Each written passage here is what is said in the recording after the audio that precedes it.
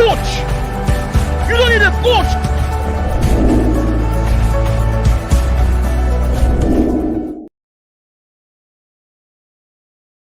Yes, people. Sorry about that. Welcome to TOS TV Live. Arsenal just lost to Manchester United for the 8th consecutive time in the Premier League. The question now is, how are Arsenal fans feeling? Were they optimistic before this game? Were they hopeful before this game? Sterling defies gravity to get a win for Manchester City. Aubameyang again goes missing in a very important game.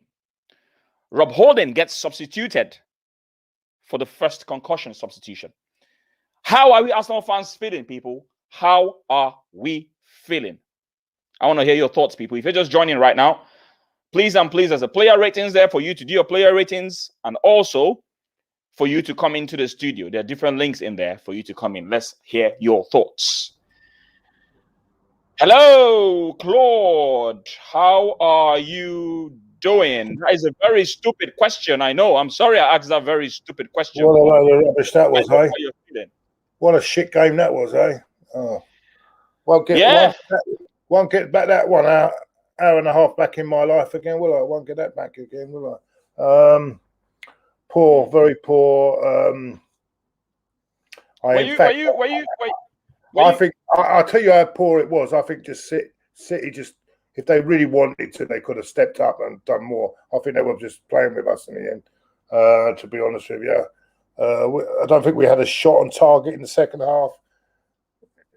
There was not. I don't know what the only shot I can remember we had was the one Turney had against the goalkeeper. To be fair, and you got the start was incredible because how a 5'7" guy can just leap between them two. Once again, Holding again at fault there. What's he doing? What's he marking there?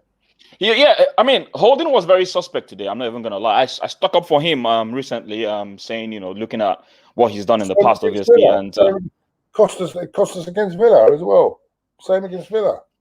You know what I mean? The Villa one for me is a bit too soft, really. You can't. I mean, I'm not gonna put it entirely to him. I'm gonna. Come on, we've talked about this. We're in a professional game here. It's not the marking for the Villa goal was awful, mate. It was awful. Yeah. This is what I'm trying to say. It's not good enough. And again, this is a guy. This is a guy that's been given an extended contract. We're not moving in the right direction. We're not moving in the right direction here. We are not. And I'm sick of hearing about this fucking process as well, Tade. I'm sick of hearing it. I had it on my watch along today. Process. I'm fucking sick of it. 16 years ago, we were told we're going to a new stadium to compete with Bayern Munich, yeah? Right? Mm-hmm. That's 16 fucking years ago. So why should I fucking trust the process now? Why should I? Listen, Claude. I hear your frustration. I really do hear your frustration. I know how you're feeling. I think every Arsenal fan is feeling that way right now. David here says. Kenny said to me today when I texted him. He said, "What a cowardly performance." That's what I summed that performance up. Cowards. We didn't really have a go. We didn't have a go at all. All City were doing and messing about playing. It was like a training session for City. And it seemed to me it's like Guardiola said, "Well, we won't go in front. Don't do too much damage. I don't want to hurt my friend." You know what I mean? That'd be enough. We'll take that. I mean, don't you think? Hang on a minute. What's our urgency to get that? Oh, and you've got bloody everyone going on about Granit Xhaka, how much he's improved. All I see him do is either give free kicks away, get booked. That's all I see him do. El Neni, it's either sideways or backwards. Yeah. This bloke that everyone is going on about, the Mesut Ozil of Real Madrid. He was more like the Mesut Ozil of Arsenal in the last couple of years today. He was non-existent. Yeah. Saka's tired. I can understand that. He's played too many games. He looked tired today. He still looked the bright. Himself and Tade still looked the brightest spark today in the team. Yeah, but they still created the most chances. He's still not. He's not playing to the level he was because he's playing every game, isn't he? So here's the question. Yeah, let me just ask you this, right? So the first 30 minutes, or just the first 35 minutes, we were awful. Absolutely awful. Arsenal were awful. They were all over the place. Don't you think it's probably just because there's a big difference in class? There's a big gulf in class between the Arsenal players and the Manchester City players. Don't you think it's just a big difference in class? Yeah. Because what I saw was a team that had better quality in terms of how they could pass the ball, their movement of the ball. They win all the 50-50 battles. No one could win any ball against Fernandinho. Don't you think that's just because of class? It's just quality. There's a big difference. But then at least put an effort in. I mean, of course they're better. Of course they're better. Not being funny. They also made 5 changes as well today. 5 big changes today, and players are just coming back as well. Yeah. So they were there. Yeah. If you really put it in effort, you say they're a good club, but at least you put some effort. Well, I saw in that first half, right, and players were walking. Mm-hmm. Where was the pressing in that first half?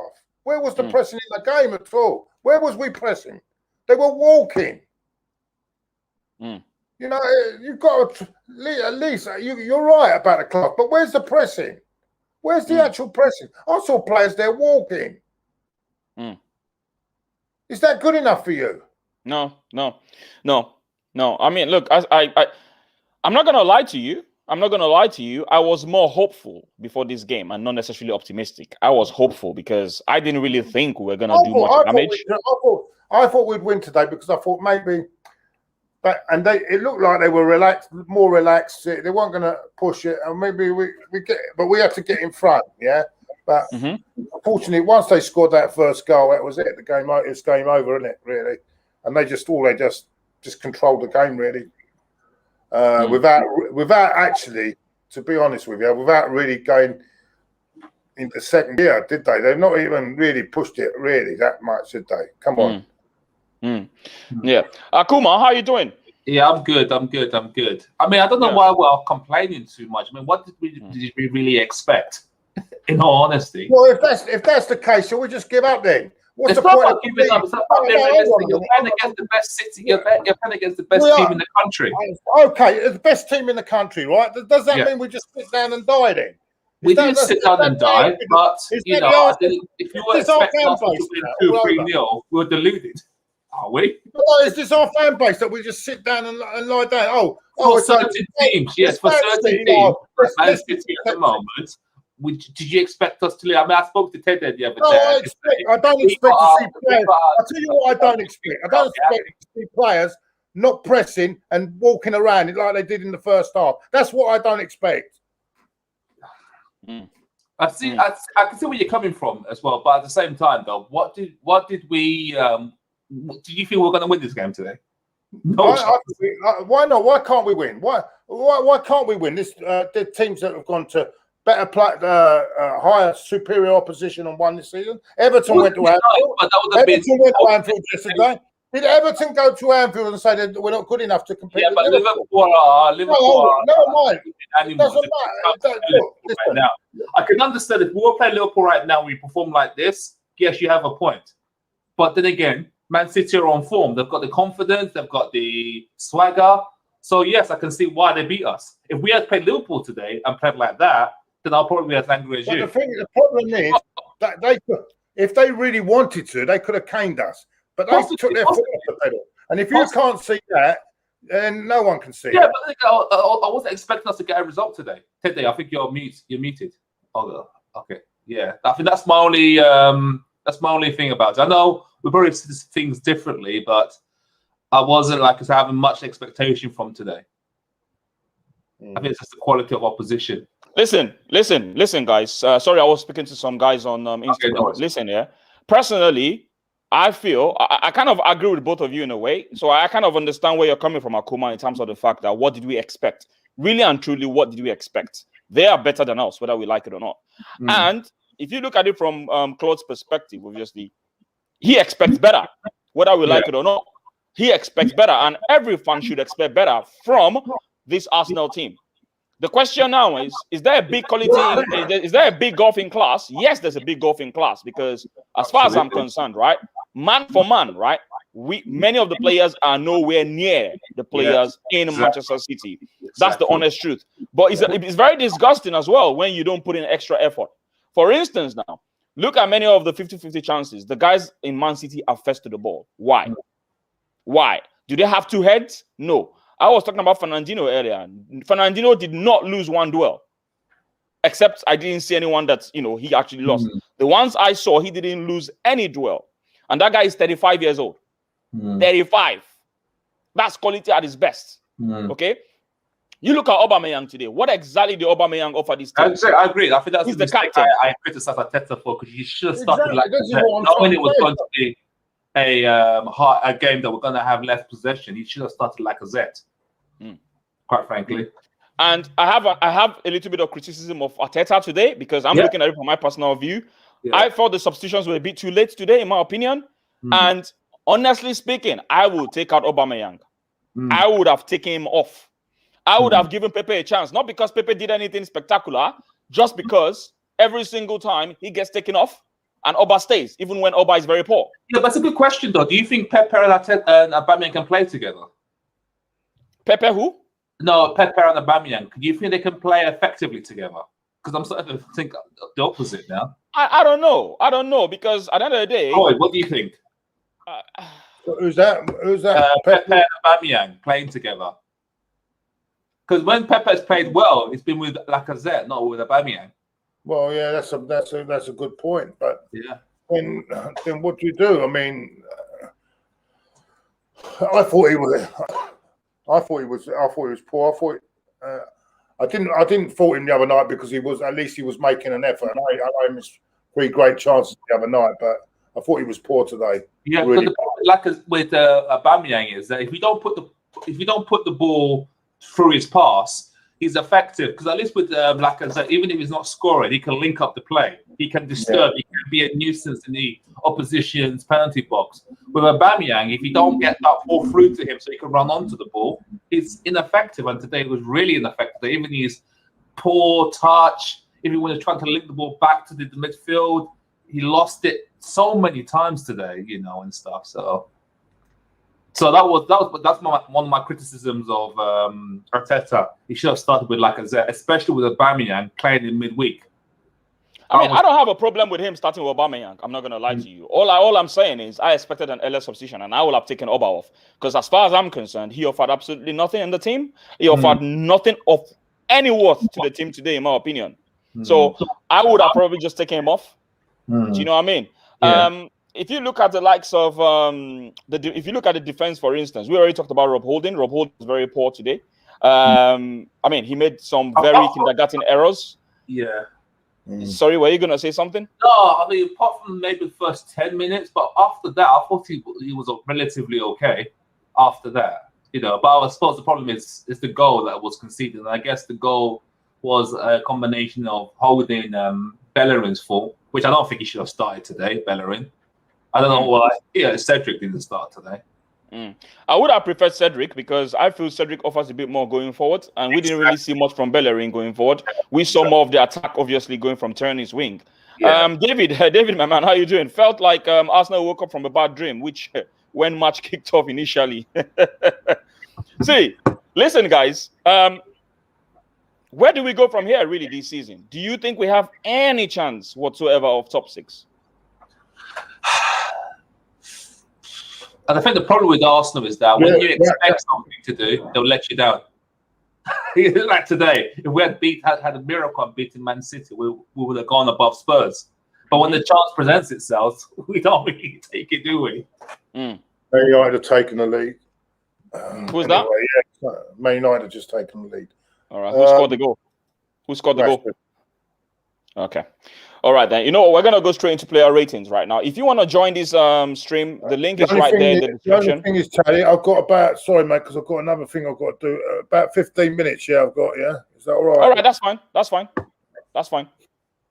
That's totally fine. So if you want to join this stream, yeah, there's a link in the description. We're just gonna go through the player ratings now because there's really not much to talk about on this game, in my opinion. So I'm just gonna share the player ratings right now, and you guys can also tag along. Yeah. So let's okay, player ratings. Where's my screen? Share screen. Okay. All right. Cool. Claude, I'm gonna start with you. Let's talk about. We've already just talked about Aubameyang, but I'm gonna give you the honor here. I thought it was 4. What did he do today? Absolutely nothing. I mean, this is the player that you want to lift the team, get something going, do something. Yeah, done nothing. 3 out of 10. 3. Okay, I believe Akuma agrees with that. Yeah. Yeah, 4. Oh, you agree? You're giving him 4. Just about, yeah. That's probably. I'm gonna be generous now. I think I'm gonna stick to 3. Wow, Willian didn't play today. How surprising! Jesus Christ. Anyway, Pepe, Akuma, Pepe. What would you rate Pepe today? 4 today. Okay, why is that? Well, I just felt his touch wasn't really there, and he just looked like the old Pepe again of a couple of weeks back. So, yeah, 4 today. I wasn't happy with his performance. Okay. I guess I kind of agree with. Honestly, between him and Oba, I don't know who was worse. Yeah. So you give him 4. I'd give him 4. I'd give him 4 as well. I thought it was really. For me, I just felt both of them were the same. And El Neni, oh my goodness, I'm gonna do the rating for El Neni. He didn't do anything bad. Yeah. He didn't do anything good. He was just making up the numbers, in my opinion. I don't see him winning a lot of tackles. The tackles he won, he didn't win them properly. He caused a foul. What did he bring to the team today, really? Can anyone tell me what he brought to the team? I think Arteta was trying to play a really, really high defensive game. But I don't think, like I said, I think this just proves him and Xhaka doesn't work. Yeah, but is it about him and Xhaka, or the fact that they just weren't being able to contain the midfield? Because I could understand why he has played him, because he needed this defensive cover. Yeah, I agree with that. Yeah, you know what I mean? Yeah, but then again, in as much as you have defensive cover, you still have to look at the likes of Fernandinho, that is a defensive midfielder. Yeah, but like I said, we know what we have to probably, let's face it. Let's expect the expectations of El Neni. He's not a Fernandinho, so we just have to realize what we've got and stuff. Right. And I like how you treated that. I don't think he played bad, but he wasn't inspiring person. Let's put it that way. Yeah. There's a lot of sideways. I'm giving him a 4. Kevin De Bruyne. Hey, Kevin De Bruyne, how are you doing? Thank God you didn't score against us today. Jesus Christ. If Leicester win next week, there will be 18 points clear of Arsenal in February. Trust the process. Okay, I know that's a very sarcastic statement, obviously, because you know what I feel about Arteta. I feel that he's an intelligent player. I feel he's an intelligent coach. Maybe we're not saying it now, but then again, I keep maintaining if this continues till middle of next year. How many points are Leicester on? The 46 plus 3, 49. So Manchester City should be 59. Oh, I thought you said if there'd be 10 points. I thought you said 18. No, 18, yeah. Yeah, I mean, they're out of sight. I mean, even West Ham this is what I don't understand about our fan base as well, man. They're going on about this process. About this process. We've got West Ham are 11 points clear. With what would you say? I would say they've got a weaker squad than ours. Yeah? And they're 11 points clear. Is that acceptable? No. Is that acceptable? No, it's not acceptable. I mean, I never said it was acceptable. Well, it's not acceptable. Why we keep going on about with this manager? Oh, it's a process bullshit. Why we keep saying that when we're 11 points behind the team, right? Well, for Claude, all I'm saying is this, weaker squad than us, and Claude, they're 11 points. Where's the progress? Okay. Can I? Okay. Where was West Ham last season with Moyes? Where was Southampton last season with their coach? What's his name? No matter where they were. No. I'm asking a question, right? I'm just asking a question. Where were they? they were in a bad spot, and no one would have talked about these coaches then. But they've been able to get their team to where they need to be. That's my point. That's all I'm saying. That's all. I'm not saying that Arteta. I'm not saying that right now we're doing well. No, we're not doing well. David Moyes came in at the same time as Arteta. Yeah. So how is it that he's now got them? Oh my God, Newcastle just equalised. St. Maximus, I think. That's not Jesus, I think the guy is at fault though. I haven't seen it, but it's 1-1. So while you're doing that, right, Jonathan? Hey, welcome, Jonathan. How are you doing, Jonathan? I'm doing fine, Tate. How are you? I'm good. Sorry, I mute you. When you came on, I could hear myself in your. Oh yeah, sorry, no problem. Yeah. What's your thoughts on the game today? Really, we're just doing the player ratings, but I'm just gonna quickly ask you. I looked at the game. To be fair, I thought, Man City didn't really have to get out of second gear. They were quite in cruise control. In my opinion, I think it's very hard to stop City because I think they're not as free-flowing football. They're not used to playing that much of free-flowing football as they were the last 2 years. But I think with the signing of Ruben Dias, I think they look more assured at the back. So whenever they're 1-0 up, I think they can then keep that lead to for 90 minutes.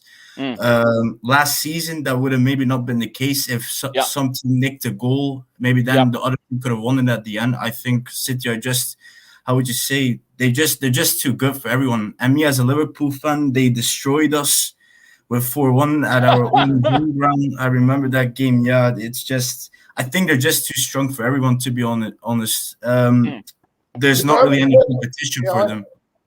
Having said all that, right, I see what you're saying, but having said all that, they were bringing players here. I saw players out there that not really 100%. De Bruyne came. You could see he's not 100%. Yeah, this is what I'm saying. This was our chance today, but we didn't take advantage. They weren't. Their best player this season has been Foden. Yeah, they rested him today. They rested 5. Has he been their best player? I don't think so. Yes, he has been their best player. No, not for me. Not for me. Yes, he's one of the best, but I think Gundogan has been the best. He's been head and shoulders this season. As a collective team, they're just head and shoulders above everyone. Like you can see. What I'm trying to say is that they made a few changes today, and we didn't take advantage of it. It was like we just did. How can I put it? But Claude, you keep saying we were already beaten. We was already beaten. We were accepting we weren't going to win. I was a bit surprised with the start of El Nani. He hasn't played in when was the last time he actually played though? Like Ceballos played the last game, and I thought he looked quite decent. Yeah, but Jonathan, you can understand. The bench, Jonathan, you can understand. You said it was decent, and we drew in the last game, and the game before that. What happened? You need to also look at the fact that this is Man City. You cannot go all attack on Man City. You can't. You're going to be punished. Yeah. So that's the reason why the first 5 minutes you went defensive, and look what happened. Lowman Sterling scored a header. I get that. Yeah, I understand that. The question is, what would you have done as a manager? Would you go all out attack on Man City, or would you be a bit cautious? That's the question I'm going to ask. If you looked at the last their unbeaten run, I think all teams have adapted the same way. Just back off and let them play. I think in the beginning you should have at least applied pressure the first 5 minutes and see where you go from there. Just try, and if you see it's dangerous, okay, set back, low block, and just in the beginning. I think you should have done a high line, try and press, because I think you started with Pablo Mari and Holding. Yeah. Was Gabriel playing? No, Gabriel was on the bench. And let's be honest, these two partnership has been the best partnership before Mari went on injury. With this partnership, we started our winning run, if you remember, back in Chelsea. So I can understand, those two defensive guys that are playing and all that. But let's try and nick something.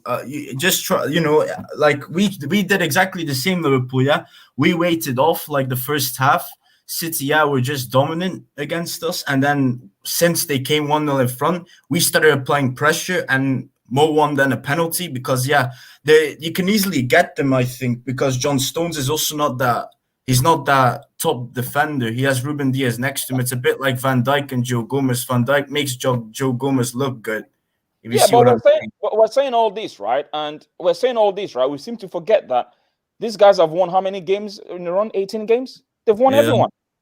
We're not in any level close to these guys. So as far as I'm concerned, even a 1-0 is a lot. I was only hopeful. I wasn't expecting we're going to win this game. Exactly. I was only hopeful. Yeah, and plus obviously we're missing our best midfielder, Partey. So the fact that we managed, yeah. Anyway, let's move on quickly. That was a big loss. Let's move on quickly because I know Claude, you need to go, and I'm just going to ask you one more to do one rating before you go. Just answer this comment here. Osman Ali, how you doing, mate? This result isn't that shocking, neither the performance, to be honest. The result is not shocking, but I think the performance for me, I don't know. It's a bit. I think the performance in the first 35 minutes was a bit shocking for me. So I kind of disagree with you on that one. But Aubameyang, I'll sell him for 5 million. Come on, man, 5 million, really? Absolute liability. Holding and Bellerin. I can't take another season of these two. What do you guys feel about this statement about Aubameyang? Would they sell him for 5 million? No, it's just reactionary, and stuff. But would any of you here sell him for 5 million?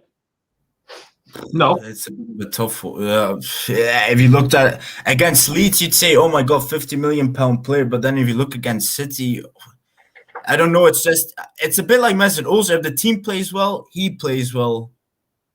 Not that he takes the team by the scruff of the neck and he takes the game by the scruff of the neck and starts, making skills, making actions. It's not like Bukayo Saka. Saka is just, I think, in my opinion, he's your most important player. I think if you lose Aubameyang, I don't think it's that big a loss, to be honest, because Martinelli can easily fill that position, in my opinion. If you lose someone like a Bukayo Saka, then I think you have no strength to recover in that position. Yeah. Okay. All right. Let's one more before you go. Turney, do the rating for Turney, Claude, before you leave. I'm just gonna share it. Sorry. Do the rating for Turney before you leave. What do you rate Turney today? Can I just answer this? I might even have 5 more minutes with you, mate. Go on. Carry on. Go on. Fantastic. So Turney, what do you feel about Turney today? Turney, considering he's been off a long time as well, so he's just coming back. I'm going to give him a 6. It wasn't fantastic, but I'm giving him the benefit of the doubt that he's not quite back to full fitness yet. Yeah, I mean, listen, I'll give him a 6. I will agree with a 6, and the only reason is because none of his crosses kind of came good today. However, I still feel it was the brightest spark in the team. All the attack came through him, and I didn't really see any danger from anyone apart from himself and Saka today. I don't know if you guys agree with that, but I think 6 is fair. I don't think anyone gets a 7 in this team today. So 6 for me is a very, very high point for anyone in this team. Do you guys agree with that? Yeah, can't argue with that. Yes, thanks. Yeah. All right then. Pablo Mari, this is for you, Akuma.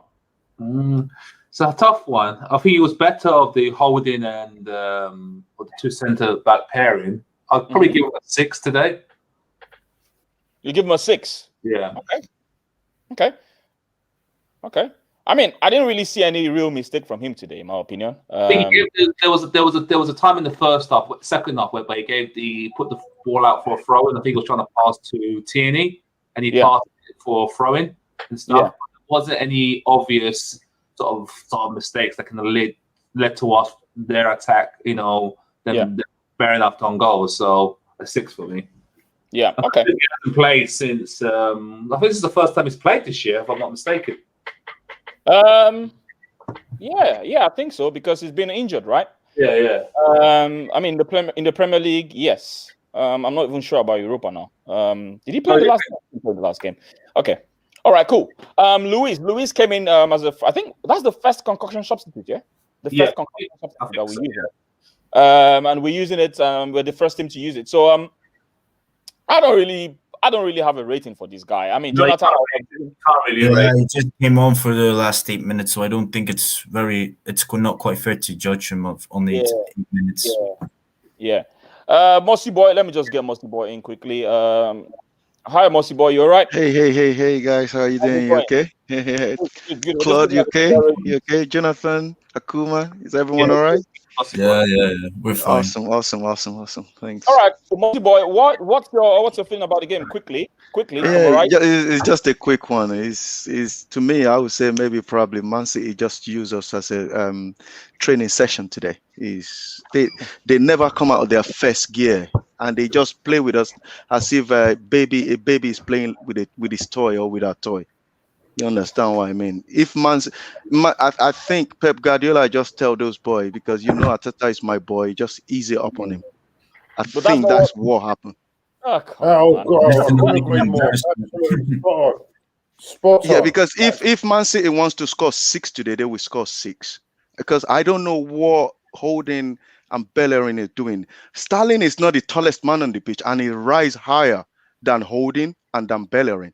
Today, you always have a go at me. That I always have a go at Bellerin. Bellerin today was it makes Sterling looks like Messi today. I'm telling you, I'm not kidding. It makes Sterling looks like Messi. Look at what Sterling is doing to him. And last week, when I was going against Bellerin, Ada was not happy. I can see it in her face. Today, Ada cannot tell me anything. I still don't know how that guy remained at the club today. I'm telling you, that guy is absolutely useless, I would say. I could, but I'd get sued. So anyway, I won't go any further. I'm telling you. I will keep on saying this. People never realize that today. I'm not angry, but I will keep reminding people this: that last season, when season finished, this manager we finished 8th. This year, I was kind of having hope that we're going to finish higher, but it doesn't look like it. I think we're going to be finished because every single team below us that got a game in hand, if everyone wins their game, we're going to end up in 15th by the end by March. Can I ask you one question? Yes, go ahead. I remember. Okay, before I ask the question, I think I remember in the last show that I did. Yeah, you were optimistic about. Yes, I was. Okay. Now, I'm gonna ask everyone here in this room right now. I'm gonna start with myself. Yeah. Was anyone optimistic about this game? I will start with myself by saying I wasn't optimistic. I was hopeful. The only reason I was optimistic today, I actually thought we'd win today, because I thought Man City, they're clear. There'd be a bit of complacency there, and I think they've got a game in Europe in a week, and I thought they were going to rest a few players, and they did. And by the way, one of their best players who's been ripping it off lately is Foden, and he was on the bench. Yeah, they brought De Bruyne. He brought him back in. It was clearly still not 100%. You could see that, because if he was, he would have wrecked us into the team, and I just feel confident. I thought, because I think here we go. And to be honest with you, I think they gave us an opportunity there, but we didn't take it. We didn't take it. That's correct. Yes. Yeah, they gave us that opportunity because you could see that they weren't really pushing it. They weren't. Again, one thing I see about Man City today, they're not playing with any striker today. They're not playing with any out-and-out striker today, and they still manage to beat us. And we're playing with a striker, and we cannot even score a single goal. To me, because what I want to say is, I don't want to be too harsh on the manager, and because I was started to kind of, let me kind of give hope up and start supporting this manager. But what I'm seeing is it doesn't look like this is the manager that is going to take us to where we want to be right now. It's not coming up. Everything is not coming up for him at all. So it get us stop us conceding a lot of goals. On a normal day, another day, we probably concede. But most games we concede like 3-4 goals. But at least now we only concede 1 or 2 goals. It's not a massive amount of goals we're conceding now. I can see probably that's what he actually changed Arsenal to be right now. But it hasn't. We have lost 11 games this season already. That's fine. I know you're pissed off. Kenny Ken, how you doing? Thanks for joining. Sorry about that. Just doing the odd bits and pieces, but I'm just picking up the conversation, and obviously I think you probably discussed the match, and I can tell by everyone's tone that we're very disappointed. I'm going to add something in. I don't know if anyone's mentioned this, but I thought this performance was very cowardly. I thought we're cowards. He said that already. What's his name? Claude said you said that. I told you it was Ken talked to. Ken messaged me. I said Ken messaged me. I think we're just pure and utter cowards. Everything we did is like the first half. The goal itself was embarrassing. The fact that De Bruyne, first minute of the game, no one's getting them tight to De Bruyne. Ruben Diaz, all through the game, by the way, not just this is the goal, but we talk about the goal first, was able to get the ball and basically jog past our press easily. But the way he looks up, puts the crossfield ball, Mahrez is on Tierney. Tierney's isolated. Saka's too slow to get near him. He puts a cross, and the smallest man in the box gets past 5'10" Bellerin and manages to get in between 6'3" Rob Holding. Yeah, that's a good thing. Had Man City not lost their footing in the first half, they could score more goals. But you know the thing that got me in the second half, that's where we were the most cowardly. Man City were basically saying, right, you guys are not good enough to beat us. We don't have to break sweat. Show us what you can do, and we let them play like that. When they played Everton this midweek, they left the field sweating down their foreheads, sweat all over their bodies because they had to work for that 3-1. At Anfield, Liverpool gave them a game. Yes, the scoreline belies that because of two mistakes by the goalie.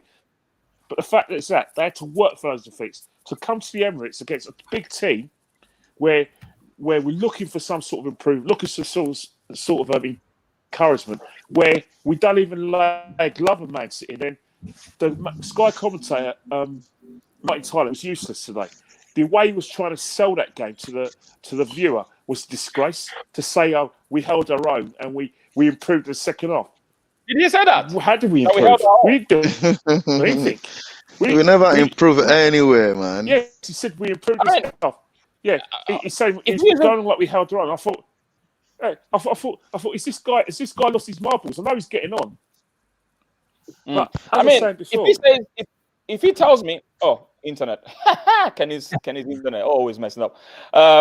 Yeah, Claude, mate, I know you say you wanted to leave, so feel free if you have to go, so I don't hold you back, mate. I've got 5 minutes. All right, cool. I'm just gonna bring back Kenny. Ken, I was gonna say something really. If Martin Tyler said something like the last 15 minutes before the first half, there was a bit of improvement. I can agree with that. I don't know if you guys agree with that. In the last 15 minutes, where is that improvement of the first half? Ooh. We actually, that's when we actually started creating chances. That's when we started creating chances from Saka. But Tade, we didn't score any goal today. No. We just no. Mossy boy. I used the word improve. I didn't say we scored a goal.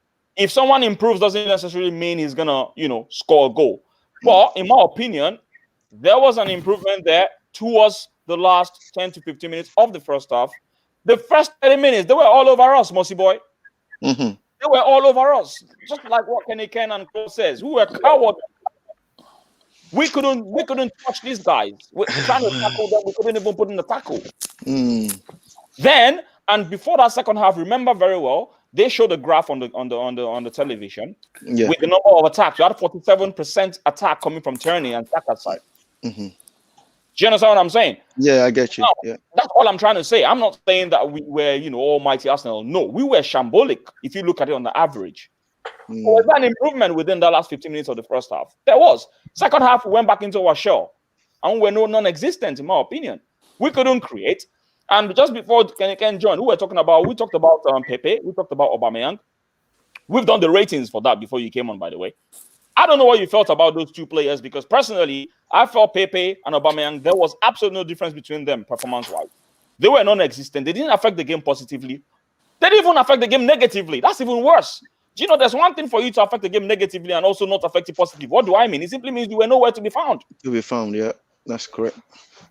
Do you know what I mean? It's not like Pepe did a lot of mistakes and, maybe lost the ball or got dispossessed. No, he wasn't even existent. Do you know what I mean? Anyway, let's move on. We're gonna do Leno. Who was gonna do Leno's rating? I'm the goalkeeper. All right. This is the goalkeeper. You might as well just do the goalkeeper. So, what are you gonna give Leno? Anyone's going to get above 6 will be Leno. 7. I think he made an excellent save in the first half. And stuff. Not done with the goal. No, second half. Sorry. And stuff. So yeah, he's the only player that gets above a 6 for me. So 7. I'm not giving no one above 7 today. I don't know what you guys agree with that rating for Leno. Yeah, but I wouldn't give anyone 7 today anyway, because the game is just. I wouldn't give anybody 7. Yeah, I'll probably stick to 6 for Leno. That's all. Yeah, Akuma, I'm sorry, man. I have to overrule this one, man. Except anyone disagrees, but I think 6 is fair, man. Yes, he did a nice save and all that. I get it, but I don't know, man. I'm sticking with 6. I'm sticking with 6 on this one. Lacazette. I'm not gonna rate him Lacazette because Lacazette doesn't even have enough time to do anything anyway. Yeah, I think so. But this rating was gonna be for to be honest, he didn't do. He came in 75 minutes, I think. No. He came in 70th minute. They came in 71 minutes. Himself and Emil Smith-Rowe. They came in 20 minutes to affect the game. But I'm not gonna lie, 20 minutes is a lot of time to at least show a little bit of yourself. I don't know. Kenny Ken, what would you rate him? I'll give this to Kenny Ken. Who's that? Lacazette? Yes, Lacazette. Sorry, I'm not sharing. Lacazette. Yeah. Lacazette. Lacazette. 0. No impact. You can't. 0. That's not it's not to diss him or disrespect him. He didn't do anything. So there's nothing to analyse. Oh, he got fouled. And won us a free kick, but didn't do anything. Hardly touched the ball. 0. Unfortunately, I don't have a 0. So 2. 2. That's not disrespect. He didn't contribute to the game. No. To be fair, the subs weren't even that good, to be honest. If you make already sub in the 73rd minute, I think the game is done and dusted, to be honest. We're gonna get to Arteta. Don't worry. Yeah, but I won't be harsh. I won't be too harsh on Lacazette because first of all, what I want to say is he hasn't been playing he hasn't played the last 2 games that we played, even in Europa. He hasn't. So bring him in, let him come in this game. He's not gonna do anything anyway. So I would just not give him anything. But I think Kenny Ken for me is right in giving a number a rating because 20 minutes was enough to affect the game. Was enough time to affect the game. So yeah, but you will think so. But you would think 20 minutes is enough, but Solskjaer has less a number of minutes on 2.20 to affect the game. Yeah, you're right. You're right, but no. But you remember, Solskjaer is playing in a better team. This Arsenal team, even though if you Messi won't do nothing in this team that we've got. Yeah. So here's a question from Osman. Since our president is so sad, let's take a trip back in time. If you could have 3 former Arsenal players back, who would you choose? I say so: Campbell, Fabregas, and Henry. I'm gonna start with Claude. Claude, what's your what 3 former Arsenal players are you gonna have back that you think can affect this squad? Can we have a fucking 11, please?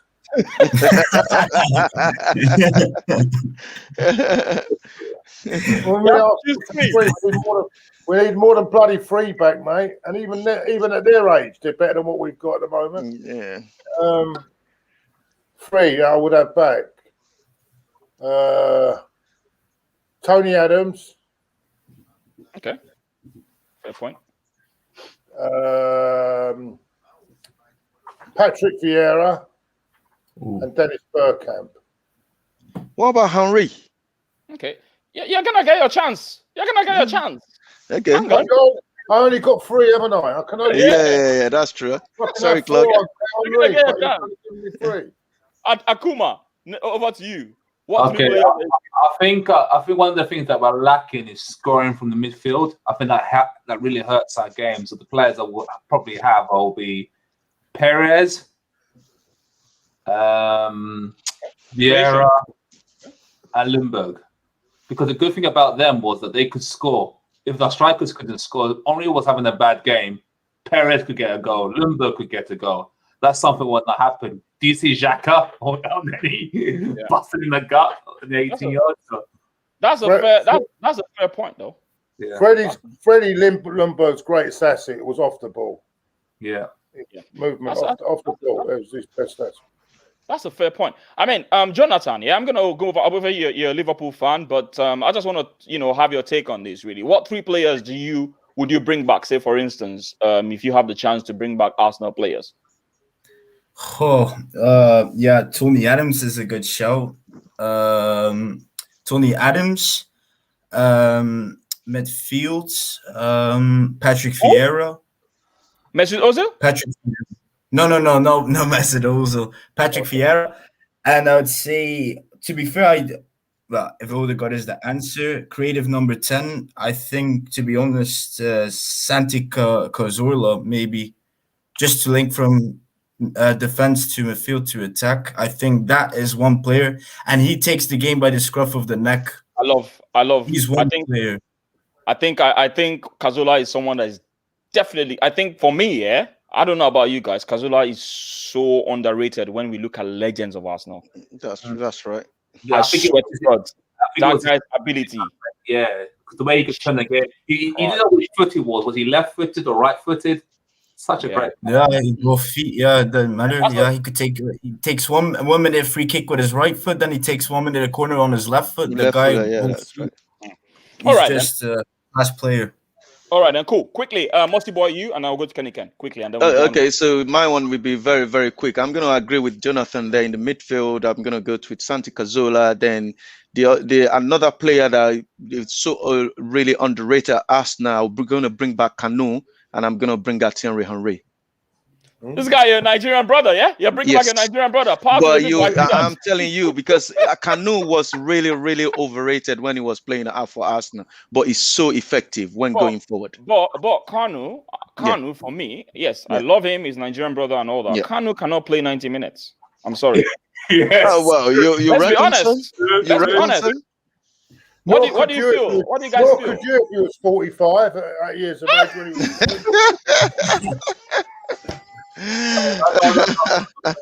but I will bring Kanu back. Yeah, that's right. Yeah. Sorry, hang on. One at a time. Did you say what? All them dodgy passports and birth certificates. I don't know what you're talking about, man. Stop that, Claude. Stop that. I don't know what you're talking about. I know for one that Kai is really 60 and not 50. Over to you, Kenny. I don't know what Claude is. Are you on mute, Kenny? Seems like you're on mute. Over to you, Kenny. Yeah, I'll put myself mute so I didn't get any sound interference. But for me, defender has to be Tony Adams. Midfield, because I should say Vieira, but I love Santiago Cazorla.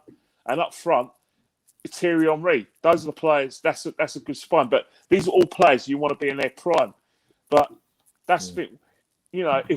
I know you don't agree with me. If we had a proper big boy, big name manager, we could get these players, these kind of players.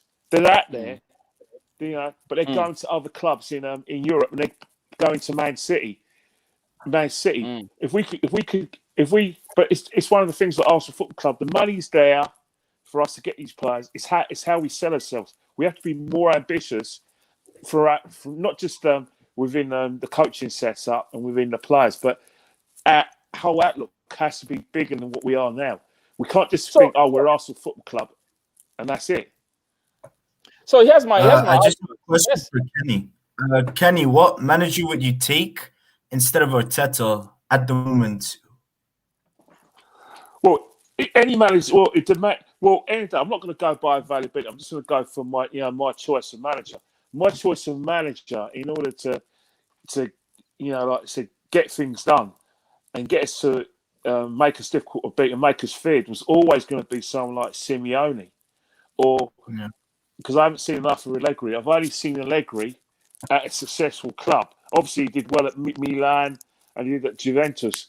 But in terms of, I always wanted someone Simeone who could teach us about the game and make us, how to say, turn us into winners where second is nowhere. Because look, if you look at what he's done on a lesser budget, where he's got the El Clasico Cubs, he's still punching his weight. He's going to win the Spanish League this season. He should have won at least one European Cup, all at Atletico Madrid, which is basically the younger brother of Real Madrid. So for him, he's my ideal manager. If not, if they were going to look at a younger manager, an up and coming manager, then I was always going to look at managers, other managers. I wasn't so much going to look at Tuchel, but I was always going to look at like I said, Nagelsmann. You know what I mean? I was always going to look at him. Yeah, Kenny, I got a question for you, Kenny. I got a question for you, quick one, Kenny. My question is, Liverpool is not doing well under Klopp at the moment. If for any reason Liverpool say, okay, Klopp, you have to leave, will you take Klopp at Arsenal? Well, yeah, because simple reason is that one reason why you do that is because the thing is mentally he'll lift the whole football club. He'll lift the players. He'll lift the people, the coaching staff. He'll lift the people who make decisions, and he'll lift the fans as well. He'll think, you know what, 2 foot tall. One thing that Klopp's made at Liverpool is that he hasn't reacted well about, I've got injuries. He's feeling sorry for himself. But hang on here, what I would do if I was Liverpool, I'll look at the players I have and say, right, our best, the way we play is 4-3-3. But at the moment, we haven't got 4-3-3 players. So what's happening now is that the things that we did well when we were playing is that we dominated the midfield through Henderson and Fabinho. But he's playing them in defence. So what once again, he's trying to play the same way without the players. So he's bought a player from Schalke. Why don't you just sort of, if you want to play 4-3-3, no doubt about it, but why can't you just play your back four and play someone like a quarterback, someone like Henderson to play long passes? That way you'll give your defence more protection. So teams who come to Anfield, who want to put everyone behind the ball, 2 banks of 4, you don't allow them to play the high line and try and get, play the through pass or long ball over the top to beat you. Because what teams are doing at Anfield is that because of the way Liverpool are still playing without Van Dijk's pace and without Gomez and Matip, is that they're playing that out ball. Because Henderson and Fabinho are not natural defenders, and what's happening then is that they know that once they go 1-0 up, they're going to be difficult to break down because Liverpool are going to be knocking on that door, but they're just going to keep their shape, and that's how you beat Liverpool. Because before Liverpool became successful in 2018, 2019, and obviously when they won a title last season, teams were beating Liverpool playing that way, and all they've done is revert back to touch. So Klopp should take the blame to the extent he's not changing the way Liverpool are playing. In the event of the fact they haven't got that personnel, he's still being stubborn. And people say, Liverpool had injuries, but as I said to Claude many times, I said to Tade, you can't be unlucky over a 38-game system. You can't be unlucky 38 times. At the end of the day, you are where you are because you deserve to be. And Liverpool. You reckon he's playing that way because he hasn't got it. He hasn't got option B. Sorry to interrupt. I've got What's that? Well, he's not using option P. All right. Cheers, Claude. Thanks. See you, bro. See you, Claude. I'll chat with you. I'll chat with you later, Claude. Thanks a lot. Yeah. We need to talk. I'll chat with you. I'm wanted in another. I'm wanted on something else at the moment. You're a busy man. You're a busy man. Busy man. All right. Take care. All right. Cheers, Claude. Then. Cheers, Claude. All the best, boys. All right. Cheers.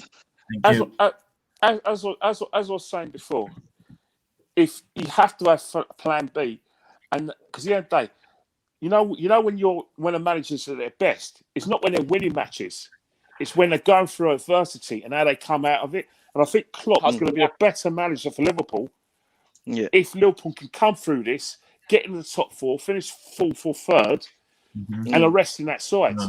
But by stubbornly playing the same way and thinking, we can play like that away from home, but at Anfield, so you've got to fine tune it. You've got to make some tweaks. It's no good buying defenders like Ben Davies and not playing them. That's where Klopp's going wrong. Let's stick to. Sorry, guys, I'm gonna come in because we've spent a lot of time now talking about Klopp. So let's kind of just come back a little bit to this game. Sorry about that, Jonathan. I just feel we should try and finish up the player ratings and all that and stick to a little bit of a topic. But what you've said, a lot of things you've said there, I kind of agree, and you make a lot of sense saying that. Maybe that's something we can talk about in another show where we talk about a lot of teams. It's quite an interesting thing to discuss. But there's something I picked up what you said earlier about players not wanting to come to our football club. Perhaps maybe because of the manager. I think you made mention of that because they'll probably want to come if they see a big manager. Correct? Okay. There's something I'll stand by that. Yeah. That's fine. That's totally fine. But I always have some very good arguments to tackle you. And I always like to see what you have to say about that. And this goes for you as well, Mossy Boy. In fact, this goes for every single person here. Hansi Flick in Bayern Munich. Hansi Flick has won every single thing a club can win. Yeah. Hansi Flick has been an assistant from different clubs. He's been an assistant all his life. He was an assistant in Bayern Munich, and he got lucky, and he got the job, and he won. I'm going to start by telling you guys that I feel he's a lucky chap. Yeah. In the sense that he has a better squad. He has a world-class squad, and that has helped him. I don't know much about his coaching abilities. What I feel is he could actually be a very good coach, no doubt. But you look at that squad, and then you look at Arsenal. Let's swap around. Let's swap around for 1 minute.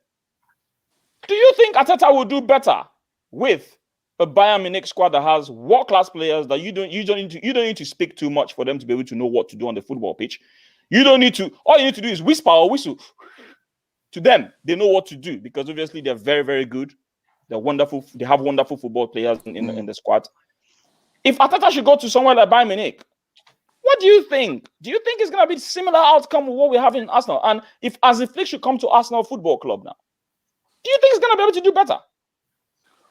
I'm going to start with you, Ken. Yeah. All right. The question of the situation is about when you. It's like in all walks of life. When you got a top team in football, and I like cricket, like the West Indies team in the 1980s, the Australian team in the 90s, great teams. If you've got world-class players in every position, then your challenge as a coach is, one, don't fix something that's not broken. Two, you have to manage all the egos to get them to play and sing from the same hymn sheet, especially if it doesn't come naturally. So in terms of Arteta's job when he goes to Bayern Munich isn't to improve players. It's a different kind of job. It's, Hansi Flick has still got to manage egos because, only 11 players can play.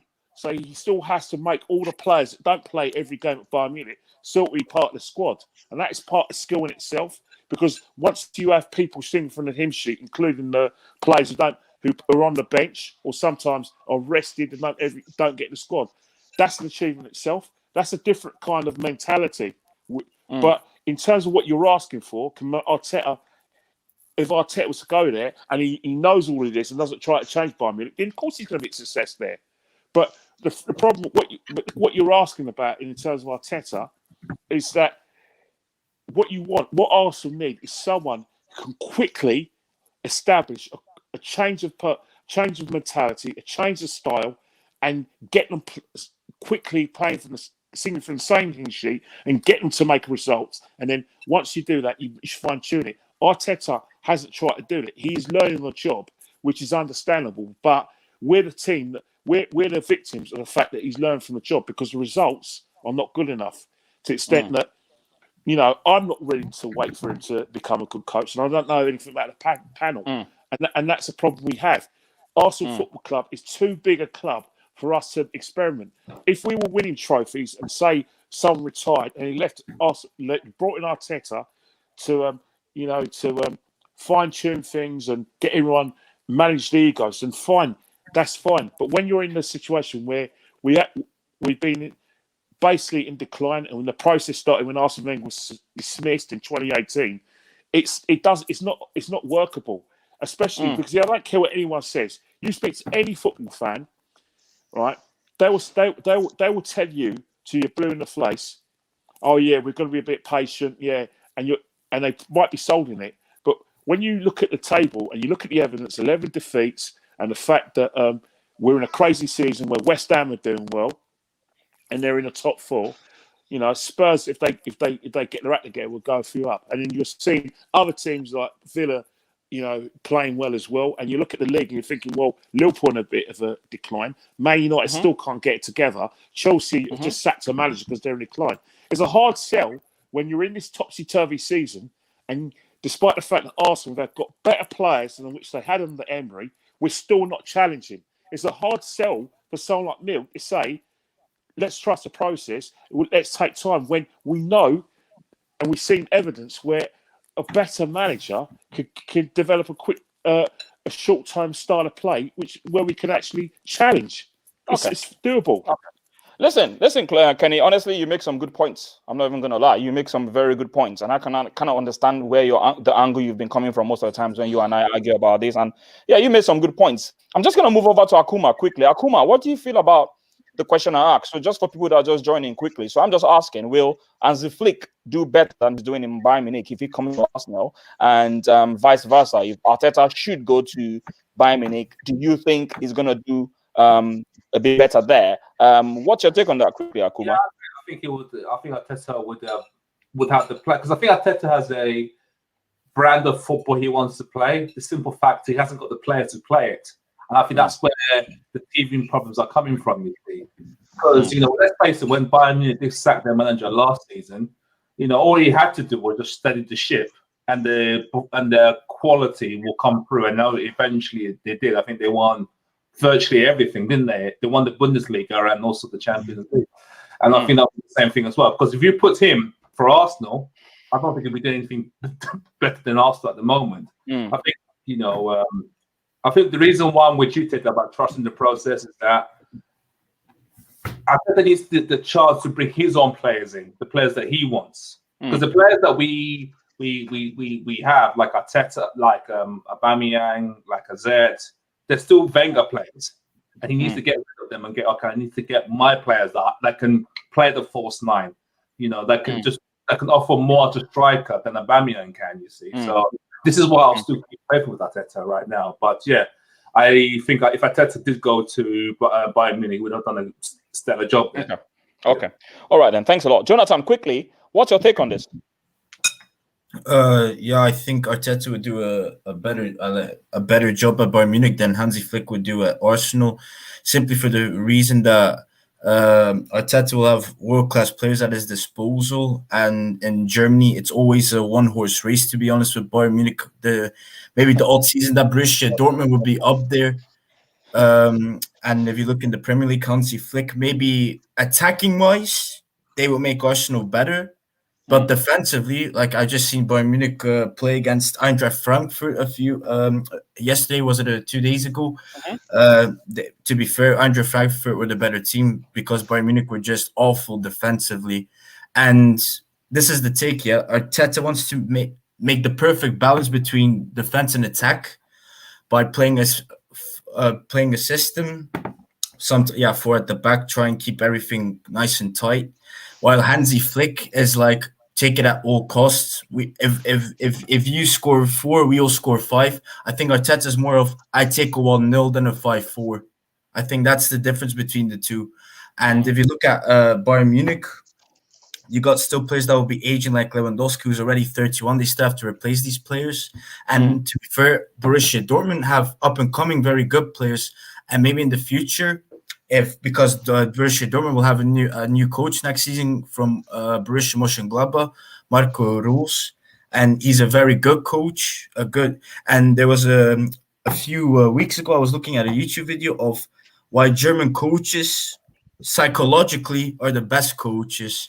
There was an era where Brazilian coaches took over the world, English coaches, and it's from 2002 to 2010. It was the Spanish English coaches took over the world.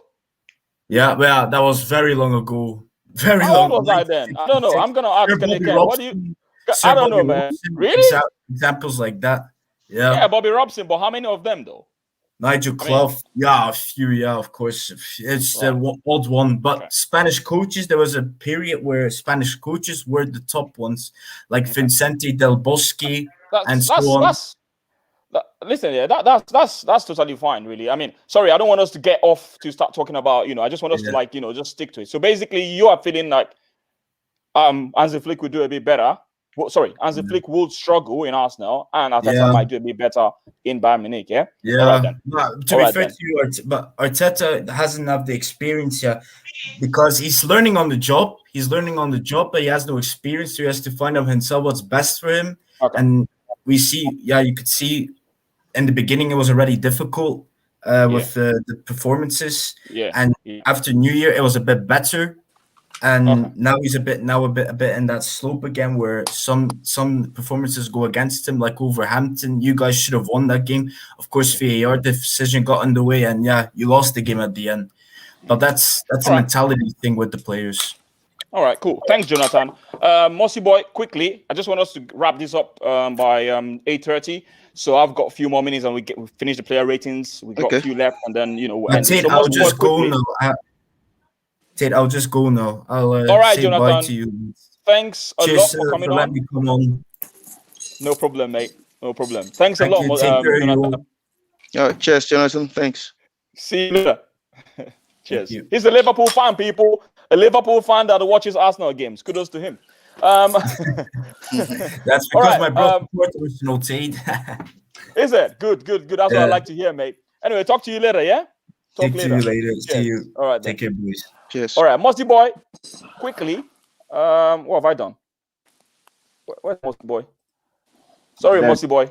Sorry, I kicked you off mistakenly. So quickly, if Hansi Flick should go to Arsenal and Mikel Arteta should go to Bayern Munich, who's going to do better? I think Hansi Flick would do better anyway, because before he became a man. Listen. You need to listen to what I want to say. I'm listening. I can't clap.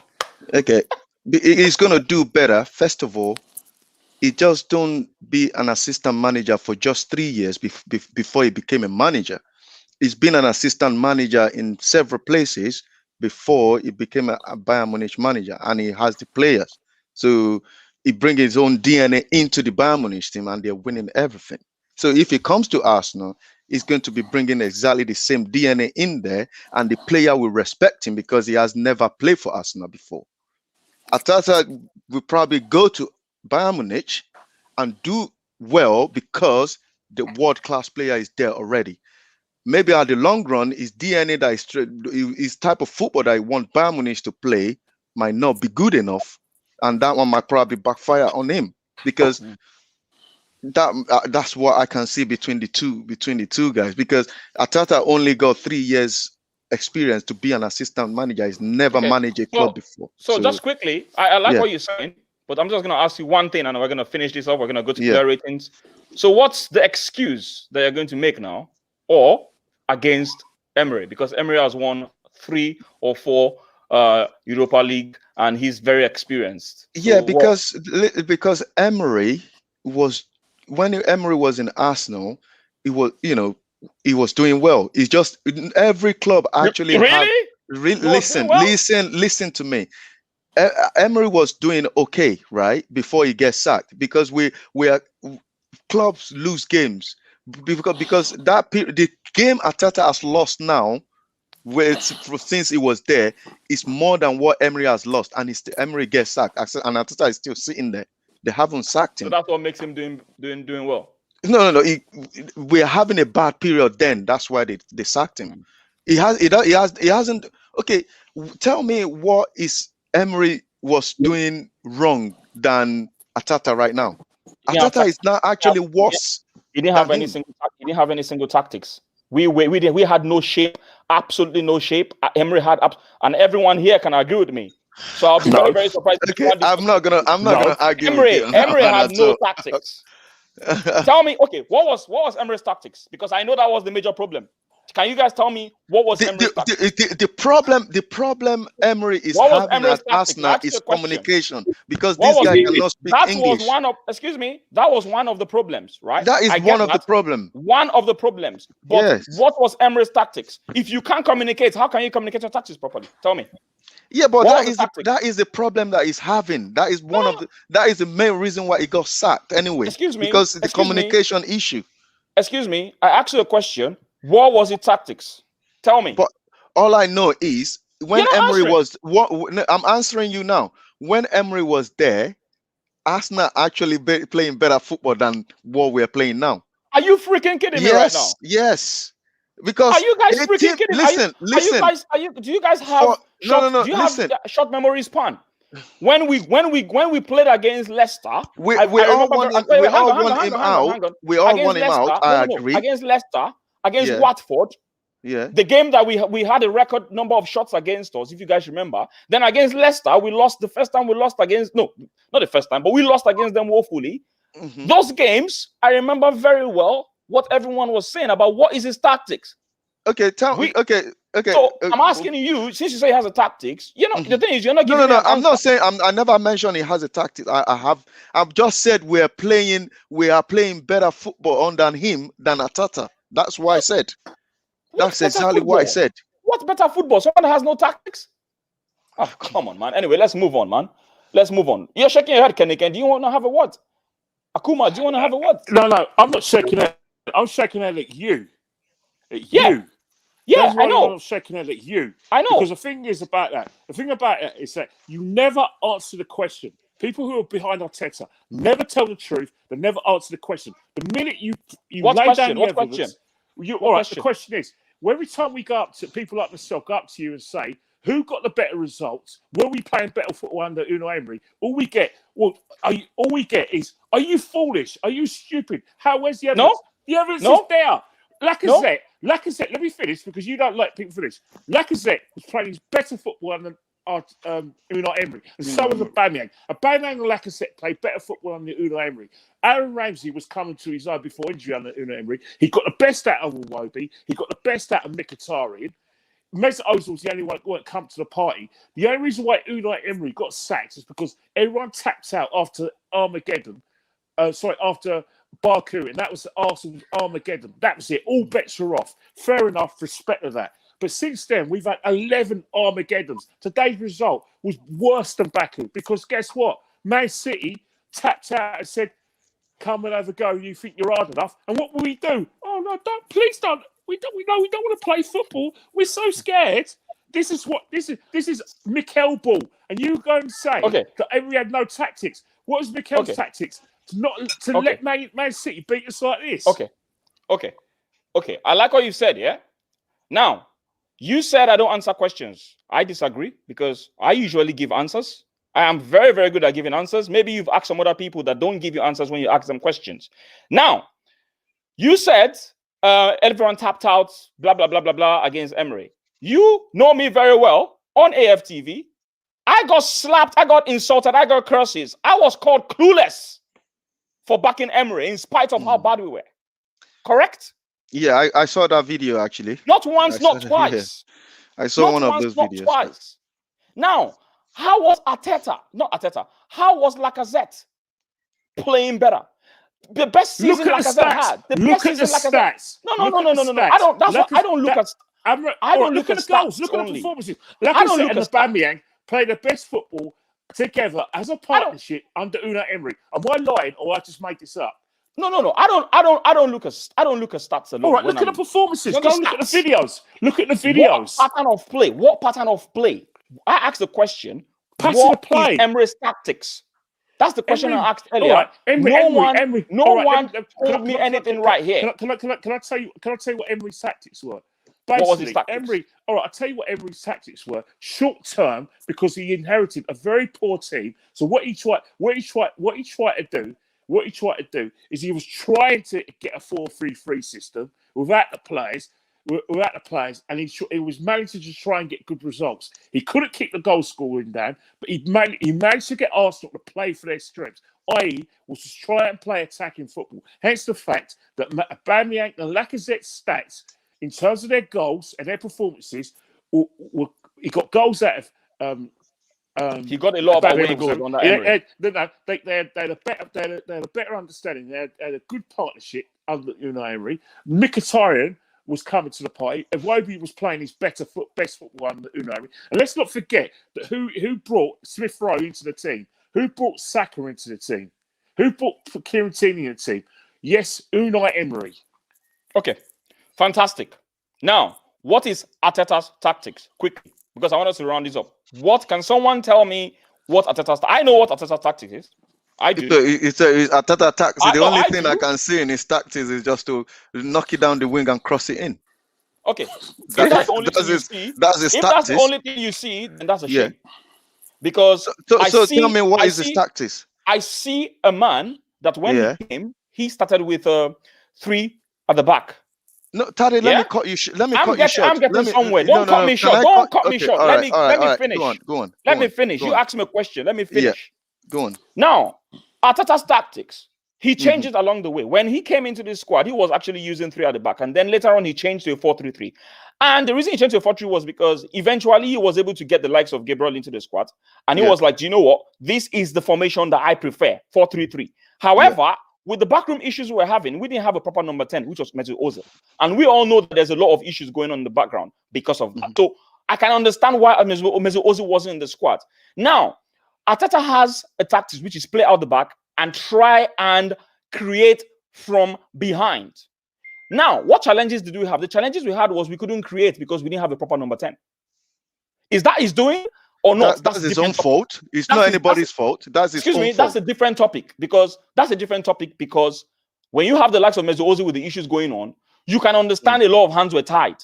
And if you don't want to see that, then you're just not prepared to see that. But he's the manager. He's supposed to be talking his way through. He's the manager of the team. Excuse me. He's the manager of the team doesn't mean you're not going to have challenges with players.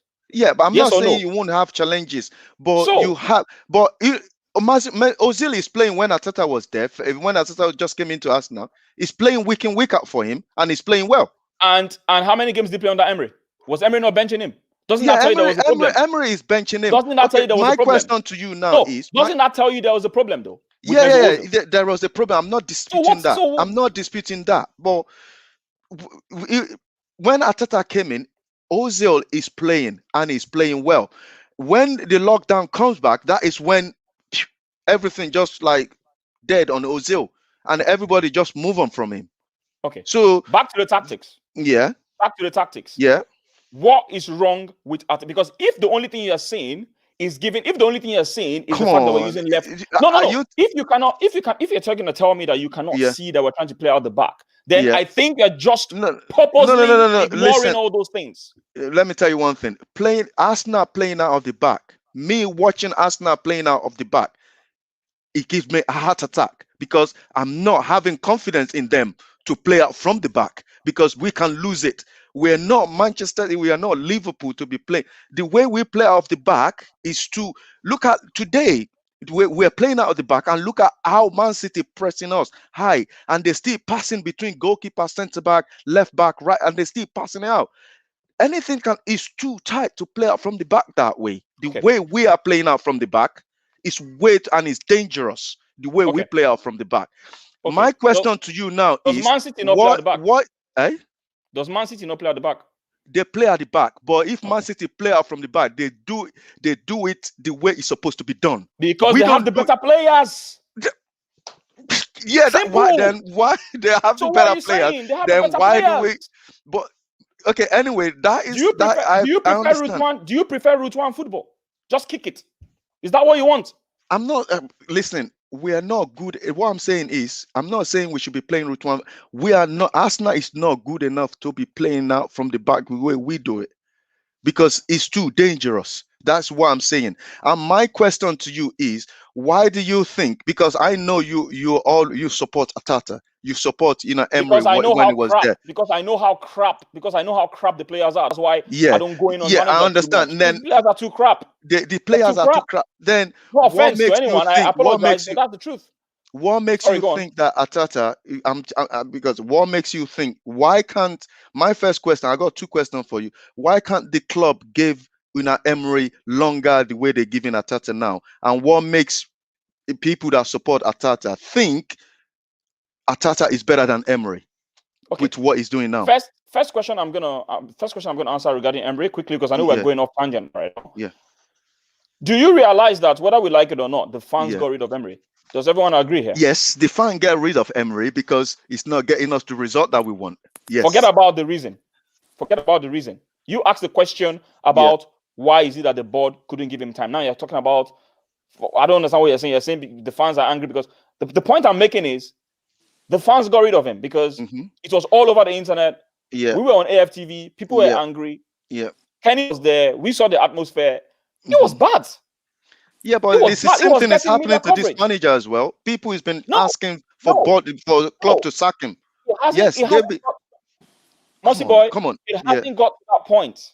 It's not. What do you mean it hasn't got to that point? It is not yet. Kenny, it hasn't got to that point for Arteta to be sacked. That's not what I said. Mossy boy, do you need to speak a different language? What I mean doesn't go to that point. What I meant when I say it doesn't go to that point, I'm not saying it hasn't got to a point where fans can complain. What I mean is it hasn't got to the level of toxicity of Emery. That's what I mean. The Emery one, literally higher percentage. Right now, we split for Arteta. In my opinion, I think it's split for Arteta right now. Yeah. For me, I don't think it's got to the point of Emery. Can I just interrupt for 2 seconds? Because 2 seconds. You're right. But what Mossie's boy is trying to say, if there were crowds and we had to put up with Burnley 0, Arsenal 0, Burnley 1, Arsenal 0, Aston Villa 3, Arsenal 0, Leicester 1, Arsenal 1, Leeds 2, Carabao Cup, Arsenal 1, Man City 4. I think it might be a split, but you are right. The reason why is that the club, not so much the club, but people like yourself, because you are now a YouTuber, and you are now seen as an influencer. It's people like you, people who are on the fan cams, people who do other podcasts, people in the media like Alex Scott, people like Laura Woods, Kevin Campbell, all these people in the media. Put your name in there. Yeah, all right. Explain. No, but hang on it. These people are selling a narrative. It's got to take time. There's a process. Let's get behind the manager and let's be patient. It's going to get good. And then you've got people like Guardiola saying, Arsenal are going to challenge for trophies. We're going to challenge for titles. Give him time. I'm seeing a lot of encouragement, blah, blah. People like David Luiz saying, oh, yeah, I'm really enjoying my football. Really got a plan now, blah, blah. Is there any wonder why fans are not shouting the odds? Because they are trusting the experienced people, i.e. the ex-players, the people in the media, because the media do influence things, get behind him, Arteta. And the other thing that's keeping Arteta in work is the fact that he used to be an ex-player. When you're an ex-player, that is one of the don'ts of football. Never employ an ex-employee at your football club, because when it goes south, like it's going now, that it's hard to get rid of them, because public opinion, because they play for the football club, because the media behind them is give them time. Give them time. There's no time in football. There isn't. So this is the thing, right? Multi boy, Kenny Ken. One thing I need to understand, I don't know what Akuma's thoughts are on this because it's very quiet. One thing I want, and this is the reason why I need your video. I need to know what you guys are doing so I can monitor all of you. Anyway, I'm just kidding. Now, Multi boy, it's true. You need to start putting. I'll start sanctioning you guys now. I need to start seeing your faces. Anyway, because I don't know why you guys hide your faces. Anyway, it's more interactive when actually, Anyway, I get you. So here's the thing, Mossy boy and Kenny. I think your school of thought is very different from my school of thought, and that we usually don't agree a lot on certain things when it comes to manager approach and all whatnot. I think I've known Kenny Ken quite a bit now, and I know where he's coming from. He's a resource business. Yeah. Every single time. Now, I am a bit more practical. What do I mean? I'm not very just going by the results. Okay, I kind of maybe I'm just a bit more empathetic or something. I don't know, but I try as much as possible to look at the reasoning behind the bad from the reasoning behind the success. And try to understand or look for reasons why I feel something can be better if something is done. Okay? Now, I'm coming from a school of thought that feels that I think Arteta is going to be better judged when he's gotten the tools he wants. And like I've said it several times on this show, if Teta for me gets what he wants and he's still not performing, say next season, for instance, I'm probably gonna be the first person saying Arteta out. I said it now. Why not now? Not now. Because why are we wasting the season? Why are we going to waste another season? You're wasting this season, and we're going to waste another season. Do you know why? That is another 2 years without Champions League football and challenging. And you know why? Challenging. You know why? On a whim. Do you know why? You ask me why. Why not now? Why not now? Because 2 reasons. Rome was not built in a day, right? And 2, I am a bit more patient. I don't think it's a crime. I don't think it's a crime. There's not a crime, but the modern football does not. There is no time.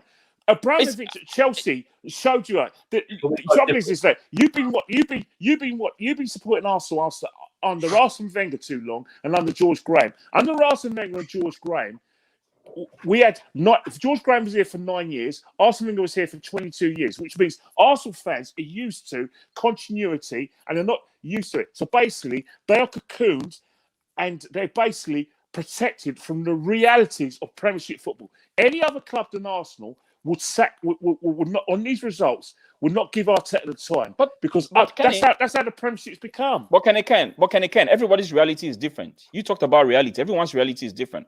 My reality is, what do I mean? My reality is, if the best manager in Premier League history ever, in Ferguson, it took him 6 years before he could win a league. That's the best manager ever in history. Tade, let me quickly say. Did you hear what I just said? Let me say something.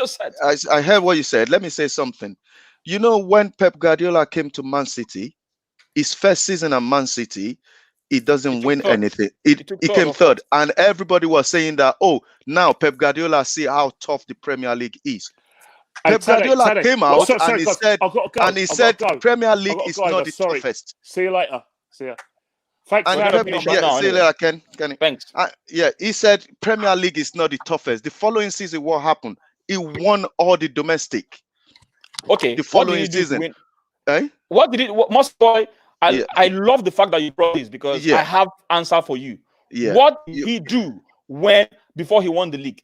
How many players did he That's retain? exactly my point. That is exactly my point. Okay, that's exactly my point. How much did he spend?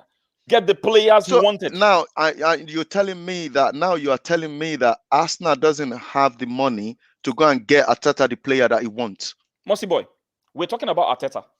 Yes. Now you're going back to. You see, this is the thing. You're contradicting yourself now.